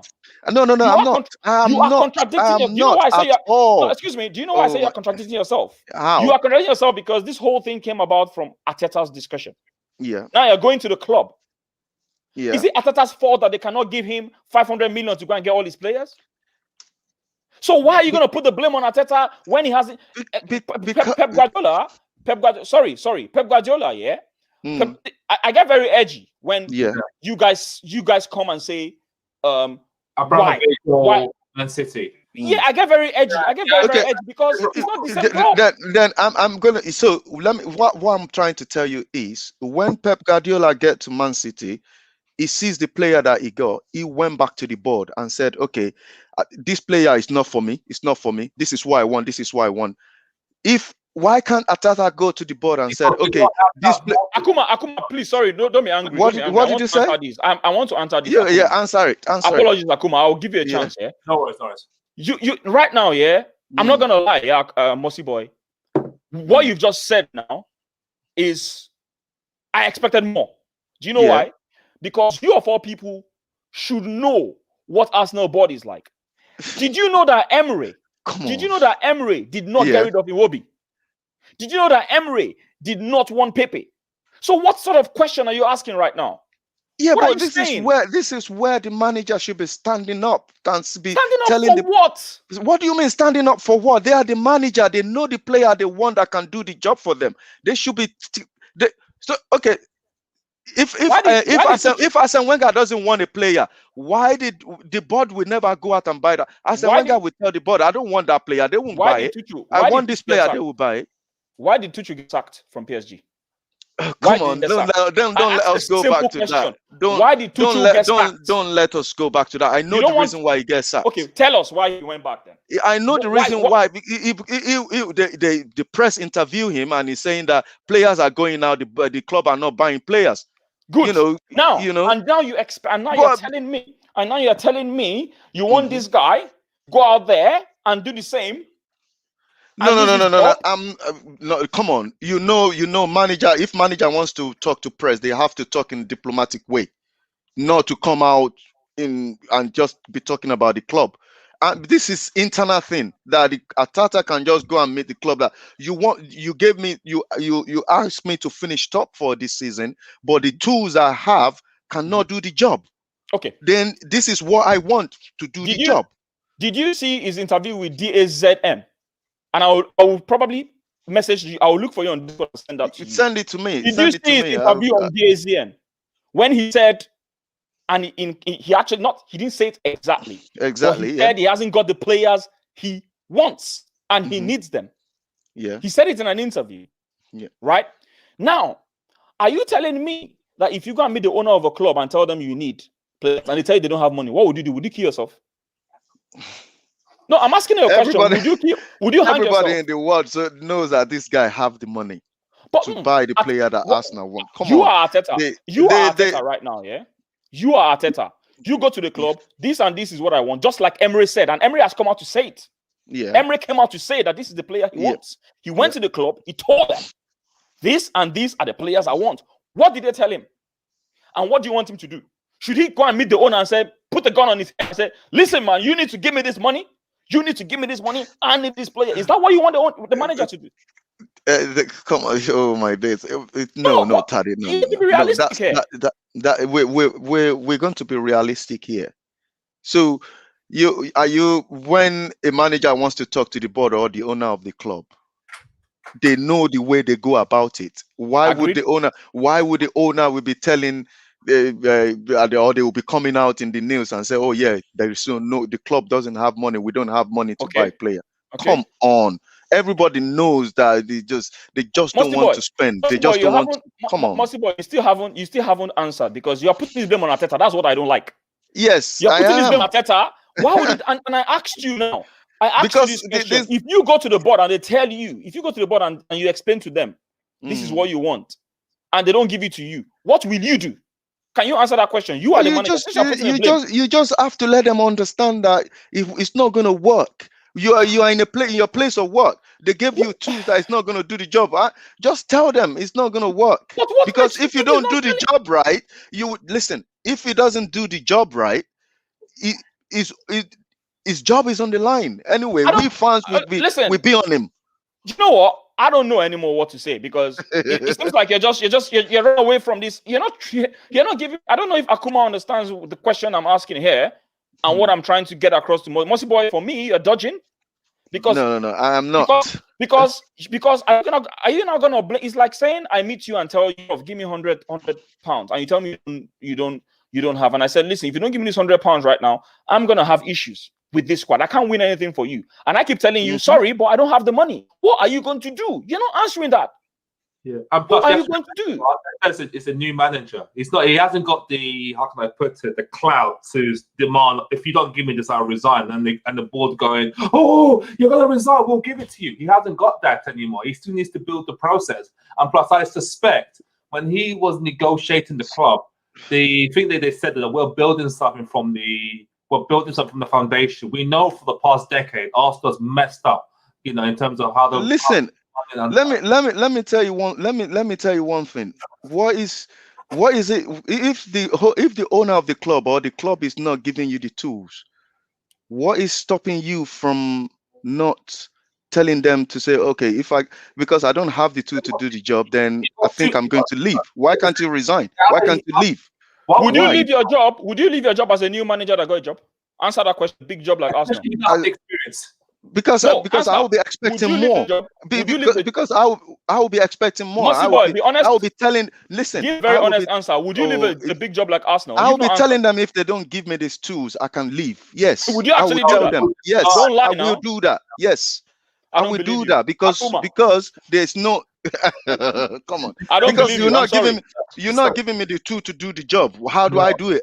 No, because part of the package Arteta was sold was that, hey, we know that you haven't got experience, but we want you to build from the bottom up. Because for the last 10 years, this club has been run diabolically, and this is why we're going to give it to you. And it's like, okay, and because Arteta's looking at it this way: which club like Arsenal is going to give a manager that has no managerial experience a job like Arsenal? That is where the problem comes from anyway. Arsenal is not a club that you're going to be using to learn your trade. Bayern Munich. You said it earlier, Tade. Tade. That what's his name? Ansi Fluke, or was assistant manager. Assistant. Tell me how many manager this guy has been assistant under. Does it matter? He's been an assistant manager. Oh, come on. Arteta only has 3 years experience of assistant manager. He has never. He's been an assistant manager. And guess what? If people like you, and guess what? Yeah, if Hansi Flick, imagine if Hansi Flick should come to Arsenal, right, and he doesn't perform, you will be the first person to say, this guy has been an assistant manager all his life. No. That's what you're gonna say. Listen, you asked me that question earlier, and I answered it for you. That this guy is going to do well in Arsenal, because this guy has managed world-class player, and they're going to give him more respect that this player is giving Arteta right now. Yep. And I say, if he doesn't do well, what are you going to start saying? You are going to start pointing to the fact that he's an assistant manager. But if he doesn't do well, that's what Kenny said before he left. Football is a result business. That's why you see. Now you're going to a different thing. No.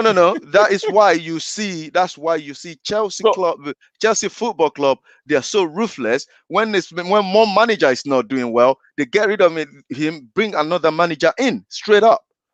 Yeah, they don't no time wasting. When the club is spending 200 million and you're spending peanuts on the likes of El Neni, and you think that this year, sometimes it's like do you know what? And just this is just my opinion, right? Yeah. My opinion is, you actually think Man United and Chelsea and Man City are the same level when it comes to spending, financial stability. That's what you think, and that is where we have a problem. That's where you think. We are not. Do you think Arsenal is going to pay 200 and something million the way Chelsea spent? No. That's the reality. Exactly. But you're not living reality. You're expecting more. You're expecting how many? Okay. What? So let me go back in a bit. Akuma, we can't hear you. Akuma, we can't hear you. I don't know what's wrong. Can you hear me now? Yeah, I can hear you. Okay, so let me just say this, like for example, there's been some, even though Man City are playing well, they have spent a lot of money on signings that have not worked out. Do you think if Arsenal spent that money, there's no way we could recuperate that money back again? Yeah, but Akuma, what we were told is we are moving to Emirates to be competing like team like Bayern Munich.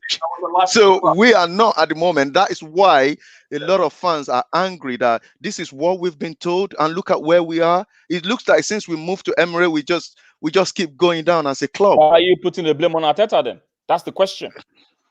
Because why are we putting the blame on Arteta? Why are we putting the blame on Emirates? Because people will put blame on Arteta because the club is not doing the right thing. The manager, we get the blame. That's exactly what I'm saying. Put the blame on the owners of the club. That's my point. So, well, yeah, we have people are. A lot of fans are putting blame on the owner of the club. At the same time, they're saying that the Arteta is not the manager that is going to take us to the next level where we are. That is the problem. Me and you are going to argue from today to tomorrow. Please, Emil Smith Rowe. Let's finish up this show, man. He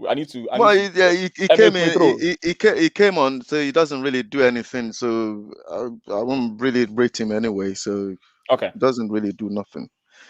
Okay. All right. Yeah. Cool. So you won't give him a rating. We'll leave him. No. If I give him a rating, we'll just be standard 5 because he doesn't get a 5 for me. He doesn't get a 5. Probably 3, 4. I'll give him a rating. He didn't do anything in the game. He didn't do anything at all. No.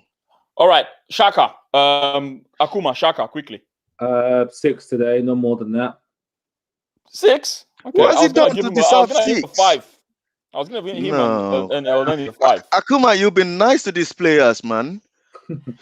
Trust. I think it was one of our better players today. I don't think 6 is. I give him a 5. Sorry, I'm reading that. Saka, quickly. Saka, I'll give him a 5, straight up. Really? I Yeah, think I probably would like giving him and Turney 6. Oh. No. You gave Tierney 6. Tierney is just coming back from. He just came back from injury, so he's not at his best. Tierney still deserves a 6. Who was the best player in that team? Yeah, I know, but I'm saying, when he was on a run, that he's actually playing really well before he get injured. I think he would do better today. Can you let me do this guy, please? Yep. Isaiah says, why does Bellerina not pass to Martin Odegaard? Who's that? Anyway, go ahead. Seriously, this guy today, man, he can't today. He cannot even go forward. He cannot even defend. I'm gonna give him 1 because you don't. Yeah, it's because you don't have a 0. I think that's because you don't even like him. No. It's not that. It's nothing personal. Did you watch Bellerin today? I did. I mean, he makes Sterling looks like Messi. Come on. And look at what's it called? This Southampton right back that went from Tottenham. What's his name? Walker. Sterling doesn't do that to him. What Sterling did to Bellerin today, Sterling doesn't do that to Southampton right back. And every time, I'm not sure whether you notice, every time Man City got the ball on Tierney's side, they always switch it back to the right back. They knew that it's so easy to go in through that side than our left back. Every time they did that so many times today. Okay. All right, Rob Holding, this is for you, Akuma. Quickly. 5 today. You give him a 5. Yeah. Come on. Oh, Akuma. What would you give him? Wait, what would you give him? I'm gonna give him 4. Because he cost the goal? I'm good. Why would you give him a 4? What has he done? What has he done today? What has he done there's some good tackles he made. 5? There was some good play to his game today in the second half. Come on, man. It's because Mari that is kind of reading that game at the back. Rob Holding, Bellerin today, they are below expectation. Trust. I mean, Rob Holding cost he cost the goal. And there was a touch that he had in the second half. The ball looped and he mistouched it, and then he initiated an attack for Man City. So I thought it was poor today, to be honest. So I think 5 is a bit too much, but we'll stick to 5 quickly. The next player, Ceballos. I don't know if Ceballos deserves a rating. No, I think he's too late, so can't give him anything. It's hard. All right then. Yeah, I don't know. Uzia, what do you mean that he fell asleep? What are you referring to here? He fell asleep. Is he referring to? He's referring to Rob Holding, I think. Rob Holding. Yeah. All right. Odegaard. Who is going to rate Odegaard? Who's next? I'll go for Odegaard. Probably his poorest game in an Arsenal shirt today. He looks sloppy. 4 today. According to what's his name? According to Claude, he looked like Ozil today. I mean, in terms of his work ethics and everything, like he looked muzzled out of the ball. I mentioned that before, that he just needs to be a bit to put on. That's right. He's just not strong enough. Yeah, the guy is not strong. Yeah, that's right. All right, Arteta. I'm gonna give it to everyone. I already know the ratings some people are gonna give here. So, but anyway, go on. I mean, probably it's a hard one, you see, because you have to remember I wasn't expecting a result today, so I'm going to be generous today. 5. What about you, Mossy Boy? Because I don't know if you guys watched what Pep Guardiola said about this guy. Sometimes, I know people can say, "Oh, because he worked with him," but if you guys listen, the thing is, I watch it. Okay. So, what did he say? Let me tell you one. For the viewers, what did he say? For the viewers, I want to talk. I've watched it and I've read it. I actually read it on Instagram. Right. So for the viewers, right? One of the things that he said every time he watches Arsenal play, they play better every time he watch them. That's one of the things that he said. But what's the second thing he said specifically about Arteta? You can tell when someone genuinely believes how good someone Oh, is. come on. Oh my day. So, Mossy boy, are you still? boy. I'm not gonna. I don't know. Mossy boy, I'm only going by what. I'm not gonna say anything. Can I even get my point across? Can I get my point across? Because Yeah, you cut me off from the beginning of what I wanted to say. You don't let me even get my point across. Get it now, across. the point I'm trying to get across to you is, at the end of the day, right? I said it before that you are a results business oriented person, and I understand that. It's fair. It's fair. However, a lot of us don't know a lot about these managers until we work with them and actually see what they're trying to achieve and understand how good they are. But you can genuinely see someone that is talking, and he said himself that, listen, not because I've worked with this guy, for real, we miss him. He knows, like, you can tell, and from previous experiences, he does a lot of the coaching in Man City. Yeah.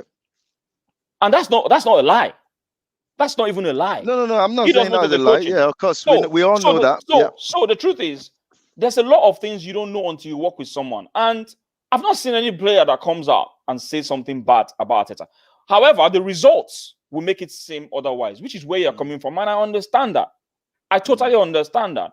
Does he make some mistakes? Yes. Yes. Every manager makes some mistakes. But people generally make mistakes. Yes.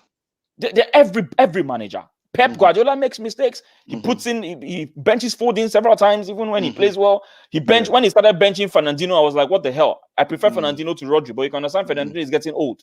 He started benching Sergio Aguero at some point because of Jesus, and he realized, oh shit, I'm messing up. And then, but the point I'm making is every manager, at the end of the day, football is a gamble, whether we like it or not. Yeah, of course. Whether we like it or not. If the gamble pays up, hey, you're good. If it backfires, you're useless. Yeah, but you require, and again, you require consistency though. Football at the same time. Look at Man City. They play 18 games and they haven't lost. That's a record. They played 18 games straight up. They've won all of them. Straight, They've won straight 18 games. Yes. Yeah. So that's the reason why he will get the backing, isn't it? From anybody. But if he loses, it's gonna backfire. They will say, why didn't he play for it? Yeah, but this is the problem. But one thing I want to say is, I believe because of if Pep go to Arsenal with all this player that he's got, it will bring the best out of them. Mossy boy, can I ask you a question? Yeah. Do you think in your heart and heart, and I'm gonna answer. David made a good point here, and I'm gonna talk to you guys. Do you think in your heart and heart, Pep Guardiola will come to Arsenal without high demands, and do you think they will be able to fulfill those high demands in your heart and heart? Yeah, this is the problem. This is the reason why people blame the owners, because they go for a cheaper option when it comes to bringing manager in. Remember, I'm not sure whether this is true. Remember what's it called? This former Barcelona player is managing Spain now. He was part of the manager that wants to come to Arsenal. Is managing Spain? He's the Spain manager now. What's his name? I can't remember his name. He's the one that managed Barcelona when Pep Guardiola left. Oh, Luis Enrique. He's one of the managers that wants to come to Arsenal. First of all, he was listed. They say, first of all, his wages is too high, and secondly, is demanding. This is what I want. That's what we had. That's why we had. But a good manager will request for a club like Arsenal to say, okay, you want me to come to your club, this is what I want. I don't know whether Arteta gave them that option or not. Maybe all I know is they went for a cheaper option. And you're right in saying that, and that's what Akuma was saying earlier. That's what Akuma was saying earlier. You need to understand, but the thing is, the question is, are you living the reality of the club? That's the question. Have you accepted the reality of the club? Yes or no? I don't think you have. But me personally, I'm not going to speak for all other Arsenal fans. I accepted the reality of the club because the club, they're not ready to kind of, spend. So I would say, if the club is not ready to spend, most fans will be having a go at the manager. They will forget that. That's why Arteta is getting what he's getting right now. Well, is that the right energy? Is that the right place we're supposed to be targeting our energy? As a football club, then as a fan, that's you. Are you telling me that if Arteta has lost 11 games this season already at any other top 6 club, will you think he's still going to be at the job? No, they will have get rid of him long time ago. Cool. So David says something here. How can you give Saka 5 after awarding Shaka 6? Thank God I did not do any of the ratings. I didn't give Saka 6. Who gave Saka 6? I didn't give Saka 6. I did. Yeah, but I overruled it. What has he done? Why did you deserve 6? Okay. Quickly, Arteta. Your rating for Arteta? I'm gonna give him 4. 4. And your rating for Arteta, Akuma? 5. He says 5. Yeah. 5. Okay. Do you know what? I'll stick with Mossy Boy for today because do you know what? Do you know? No. I think 5. I think 5. Yeah, because this is Man City. Mossy Boy, this is Man City. Oh this my is Man God. City. We should be losing 4-0. Tade, we should be losing 4 freaking 0. I understand. Tade, let me tell you one thing. This is the reality. It's Man City. We played Burnley. We lost. We said, oh. Yeah, we play Aston Villa, we lost. We play Leicester, we lost. Now we play Man City, and you're saying this is Man City. Come on, give him 4, man. The point I'm making is we should be losing a bit more. I'm not even gonna lie. But listen, if we have defended the way we should be defended, that game should have finished 0-0 today. Because Man City never come out of the first gear. Not necessarily, because even if we defended well, Man City have the ability to score an absolute world-class goal against us. Yeah, I agree. But at the same time, it can finish 0-0. That's what I'm saying. The probability of that happening, because I think Man City would have probably put the probability of that happening, at least I would say maybe probably 40% of that happening to finish that game 0-0. But I don't. To me, I would just say 4 is enough for me. If you want to give him 5, that's. I put 4 in there. Listen, I don't. Yeah. I'm tired of all this stuff. You and I are never gonna agree on. I'm just what city are you, Tade? Are you in Ipswich? I don't live in a city. I don't live in a city, unfortunately. In the city, oh, okay. I don't live in a city. I live in a town called Ipswich, just close to Norwich. Norwich, oh, okay. All right, cool. All right, people. Listen, that is the end of the player ratings. Any last word from you guys so that we can end this? Any last word from you? Yeah, I feel sometimes I've just seen some of the reactions from the Arsenal fan sites, and I'm thinking, come on, what were we expecting? Were we expecting Arsenal to I think the only thing we were hoping for was for us to be competitive, and let's face it, we were sort of kind of competitive during the game.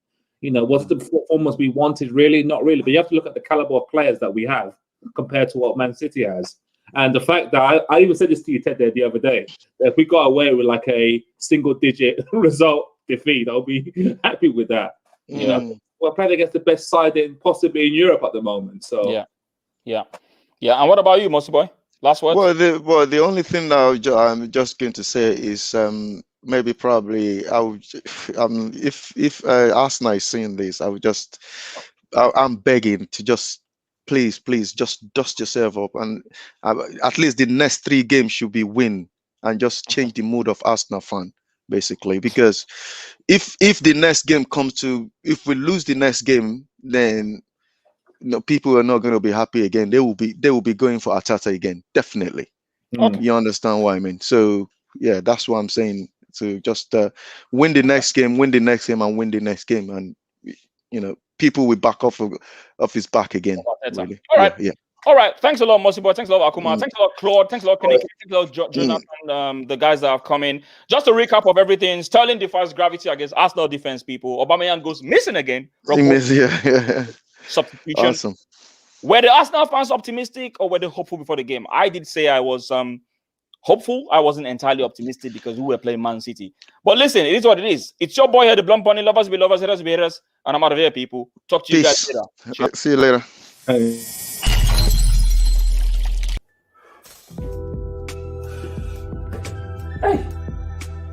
Are you enjoying the content? Well, if you're enjoying the content, subscribe. What are you waiting for? Stop looking at me. Subscribe now. Come on. How is the channel going to grow if you don't subscribe? Help a brother. Thank you very much.